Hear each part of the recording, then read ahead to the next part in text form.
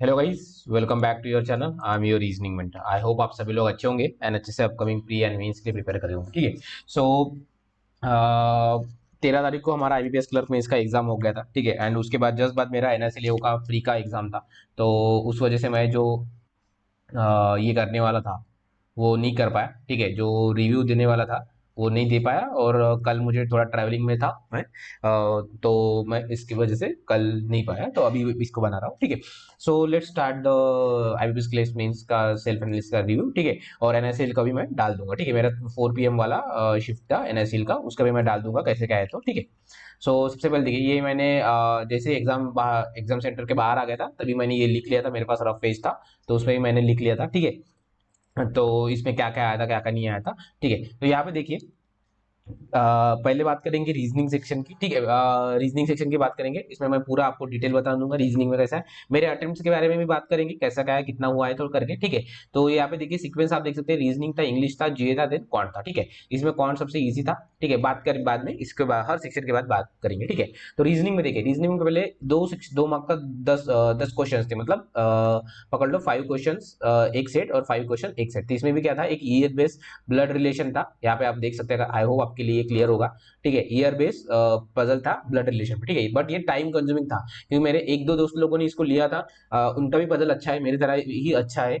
But उनका नहीं बना है ना, लिटरली नहीं बना है। ठीक है। और एक मार्क्स है, 40 क्वेश्चन थे, आई गेस 50 क्वेश्चन थे पूरे मार्क्स के। ठीक है। तो ये दोनों मिला के 50 क्वेश्चन 60 मार्क्स रहते हैं। ठीक है। और जो हमारा इंग्लिश और क्वांट रहता है वो इंग्लिश 40 मार्क्स, क्वांट 50 मार्क्स और जीए 50 मार्क्स, 200 मार्क्स का पेपर रहता है। ठीक है। और दूसरा क्वेश्चन था जो सॉरी 2 मार्क के जो 50 क्वेश्चन थे उसमें जो दूसरा क्वेश्चन था वो था हमारा ये वाला क्वेश्चन जो कि जिसको मैंने बनाया। ठीक है। ये जो सर्कल था, ठीक है, देखिए इसमें बेसिकली क्या था ना, सर्कल था। सर्कल के ये जो सभी लोग थे, 8 लोग थे ना, वो सभी लोग आउटसाइड देख रहे थे। ठीक है। मैं इसको आपको शॉर्टकट में यहाँ पे बताऊंगा।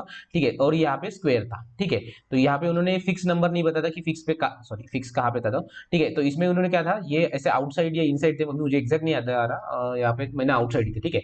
आउटसाइड थे, मे बी इनसाइड आउटसाइड हो सकते हैं। ठीक है। और ये ऐसे कुछ इनसाइड थे। ठीक है। याद रखना आई गेस। ठीक है। ये गलत है, ये कॉर्नर वाले इनसाइड थे और ये वाले आउटसाइड थे, ऐसा कुछ था। ठीक है। ऐसा था। तो ये वाला पजल था, ये मुझे मॉडरेट लगा, मैंने इसको बनाया है। ठीक है। तो मैंने ये 5 मार्क वाला एक क्वेश्चन किया है। ठीक है। 5 मार्क वाला ये वाला एक क्वेश्चन किया था। ठीक है। इसमें मैंने टाइम कंज्यूम नहीं किया। तो इसमें मैं बताता हूँ मैंने 45 मिनट्स मैंने मेरे कैसे यूज किए। तो ठीक है। देखिए पहले 25 मिनट्स, 25 to 30 मिनट्स, ठीक है, मैंने पूरे जो 1 मार्क वाले क्वेश्चन थे ना, 1 मार्क वाले क्वेश्चन वो कर लिए पूरे।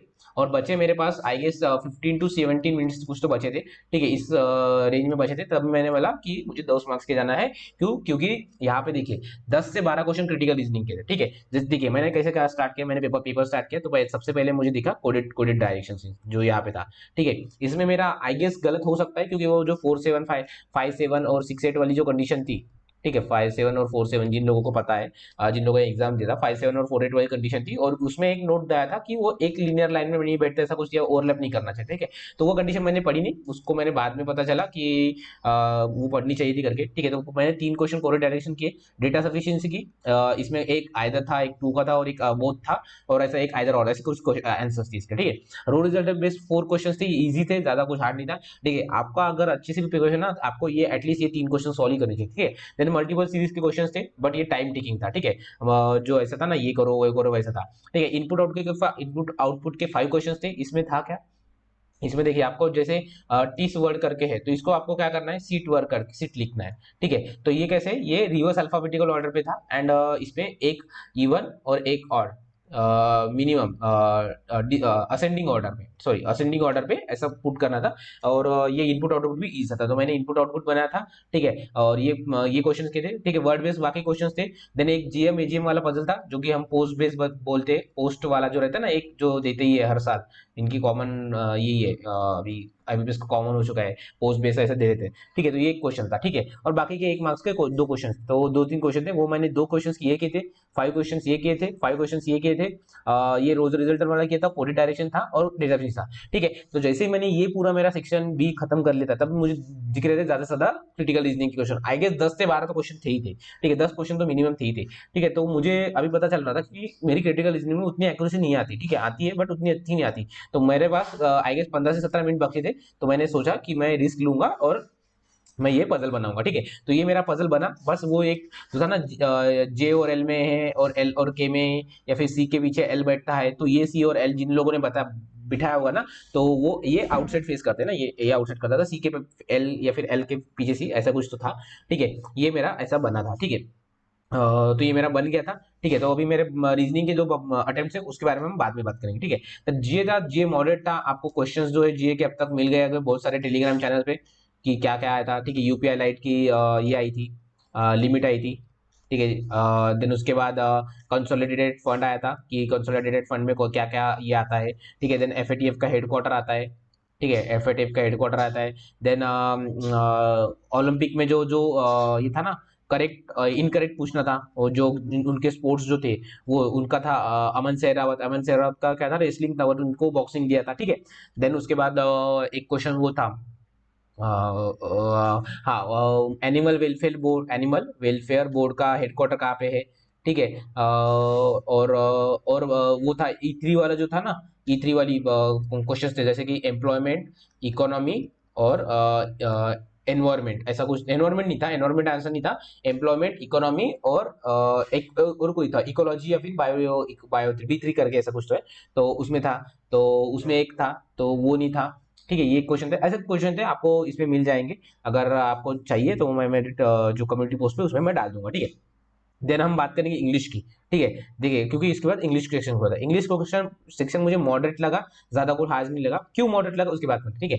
जो आरसी थे वो एक साइंस बेस्ड था, एक था न्यूक्लियर पावर पे आरसी था, ठीक है। और एक 10 क्वेश्चन वाला था, आई गेस वो साइंस बेस्ड या फिर रिपोर्ट बेस्ड कुछ तो था, उनमें उन्होंने ऐसा रिपोर्ट साइंस बेस्ड था, मतलब जो ऐसे रिपोर्ट आती है ना उसके बेस। एक सोलर पावर पे भी एसी था, सॉरी एसी नहीं आरसी था, ठीक है। देन एरर डिटेक्शन से के 8 to 9 क्वेश्चन थे, मैंने ये एरर डिटेक्शन के एक भी क्वेश्चन नहीं किया, ठीक है, क्योंकि मेरी एक्यूरेसी नहीं रहती, तो इसको मैंने ड्रॉप कर दिया। सेंटेंस रीअरेंजमेंट इजी था, ये कर लिया, कोलोस्टेस इजी था, ये कर लिया, सिंगल फिलर इजी था, ये कर लिए, ठीक है। और वो दो वर्ड्स थे जो कि नहीं, दो वो वर्ड्स अलग थे, हेज करके था, और एक था वो वर्ड, और एक कोई तो था, ये एनआईसी लेओ में था, ठीक है।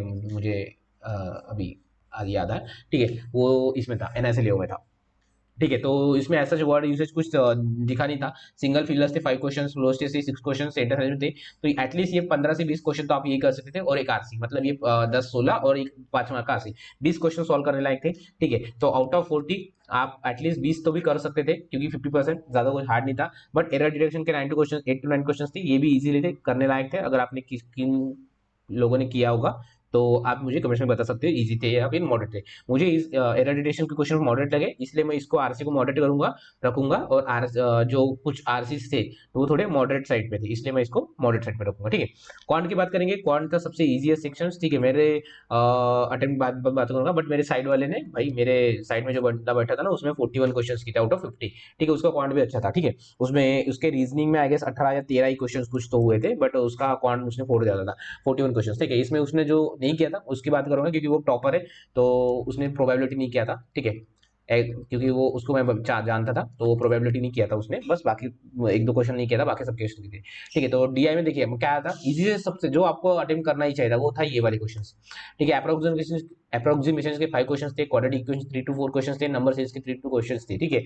एक था 436 प्लस 16 7p इक्वल्स टू, ठीक है, 7p प्लस 66, तो ये आता था 420 आता था, और p की वैल्यू 60 आती थी, ठीक है। तो ऐसे एक नंबर सीरीज में उन्होंने बनाया था, ठीक है। तो ये आपको एटलीस्ट 10 से 12 मार्क्स का ये मिलता था, ये क्वेश्चन करना ही था, ठीक है। देन केसलेट आई थी दो, एक 5 मार्क्स की, 3 मार्क्स की, दोनों केसलेट में मैं फंस गया, ठीक है, लिटरली बोल रहा हूँ, इसको मुझे अभी बहुत प्रैक्टिस करने की जरूरत है।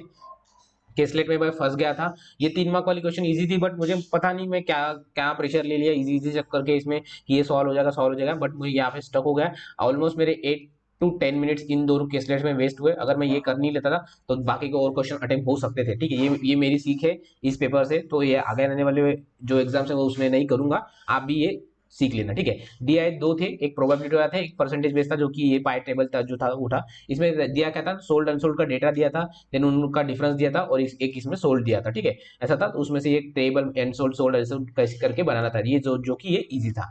एक डीआई इजी था ये वाला जो परसेंटेज बेस्ड टाइप था, पाई चार्ट और ये टेबल वाला, ठीक है। देन प्रोबेबिलिटी वाला थोड़ा हार्ड लगा मुझे, मैंने उसको टच भी नहीं किया, ठीक है। देन केसलेट था, केसलेट है दोनों, एक 5 मार्क्स की एक 3 मार्क्स की, दोनों भी इजी थी, बट मुझ मेरे से नहीं बनी, ठीक है। पर बाद में मेरे को पता चला कि इसका लॉजिक ऐसा है, ठीक है। तो ऐसा कुछ था। देन स्टेटमेंट बेस्ड क्वेश्चंस थे, जो हम क्वाड्रेटिक जो बोलते हैं ना उसको, क्वांटिटी और क्वांटिटी ऐसे थे। स्टेटमेंट बेस्ड क्वेश्चंस थे, अरिथमेटिक थे इजी लेवल के, ठीक है। Partnership, profit and loss, SICI, time and work, TSD, boat and stream, इस पे सॉरी ट्रेन पे था, ठीक है। तो ये था, ये इसमें से मैंने 2 से 3 क्वेश्चन किए थे, क्योंकि मैंने केसलेट में फंस गया था, तो केसलेट के बाद मैंने डायरेक्ट यही उठाया था अरिथमेटिक, जो कि इजी लेवल पे थे, ज्यादा कुछ हार्ड लेवल पे नहीं थे, ठीक है।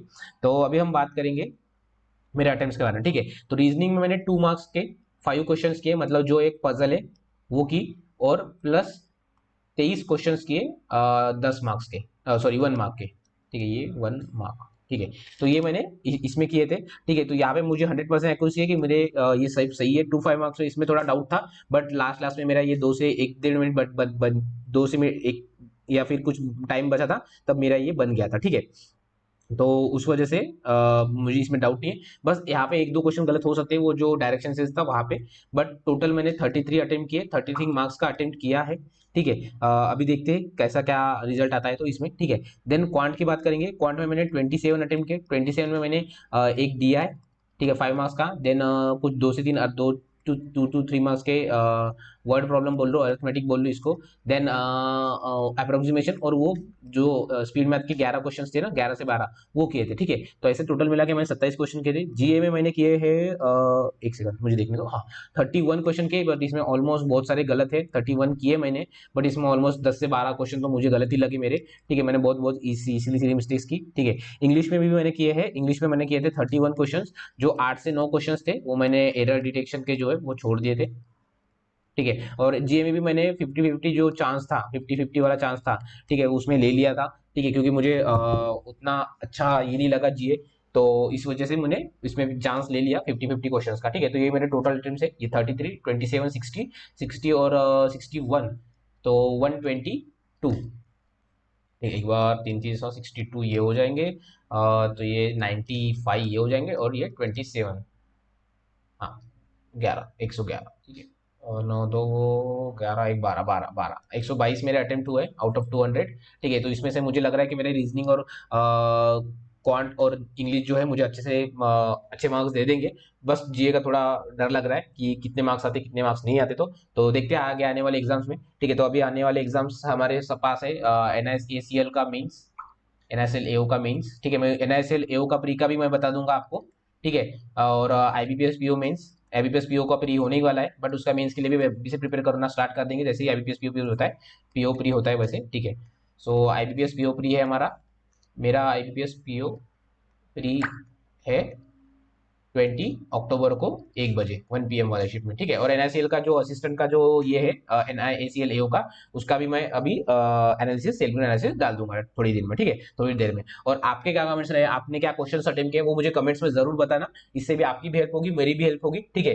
तो और मैं कमेंट्स को रिप्लाई करता हूँ, तो वहाँ पे एक बार जरूर आपके कमेंट्स, आपके आपने क्वेश्चन किए, आपने क्वेश्चन आप कौन से क्वेश्चन में फंस गए वो बताना, ठीक है। So thank you, all the best and keep grinding guys.